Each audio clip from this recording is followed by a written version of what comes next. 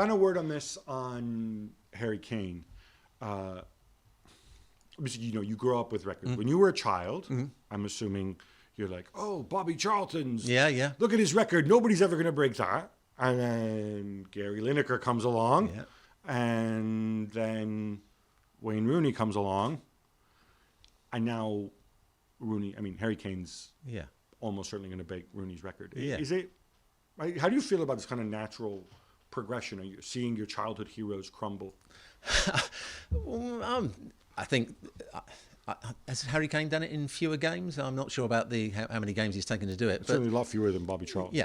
Bobby Charlton, what I liked about Bobby Charlton was that he wasn't an out-and-out centre-forward. Bobby Charlton was a midfield player that scored all those goals, and a lot of them were shots Some from might outside. say that about Harry Kane now. Yeah, Harry Kane's becoming deeper and deeper, but he arrives in the box a bit like Benzema. He arrives in the box at the right time. So it's a great achievement from him. He's a top-class player.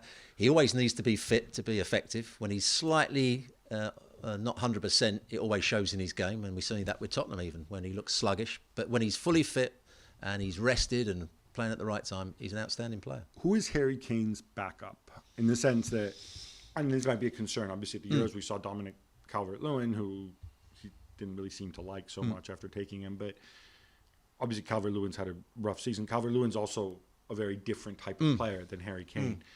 There's not a centre forward who does what Harry Kane does, and maybe just less well. So that's why Kane's so important, because if Kane goes down, you're going to have to change a lot. Yeah, absolutely. So they need him fully fit.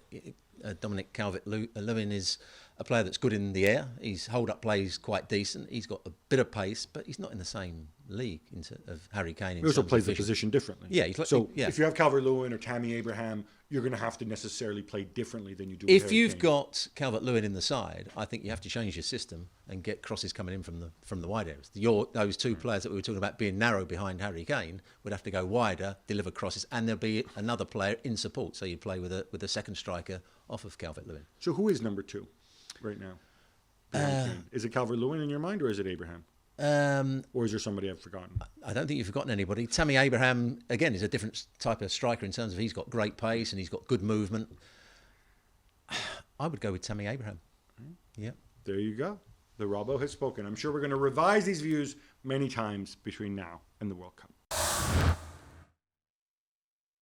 Well, thank you very much for watching ESPN on YouTube. For more sports highlights and analysis, be sure to download the ESPN app. And for live streaming, premium content, and let's not forget as well, ESPN FC 7 days a week. Subscribe to ESPN Plus.